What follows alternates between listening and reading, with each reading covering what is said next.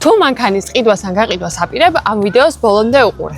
მომდევნო თვიდან ავტობაზარზე ფასების სერიოზული შოკი გველოდება. ახალი რეგულაციების თანახმად 6 წელზე ძველი ავტომობილების განბაჟებისას აქციზის გადასახადი იცვლება. თუ აქამდე ძრავის თითოეულ კუბურ სანტიმეტრზე აქციზის გადასახადი 80 თეთრი იყო, ახალი წესით ეს მაჩვენებელი 4.5 ლარი ხდება. მარტივი მათემატიკა რომ მოვიშვილოთ, საქართველოში საშუალო სტატისტიკური ავტომობილის ძრავის მოცულობა 1800 კუბური სანტიმეტრია.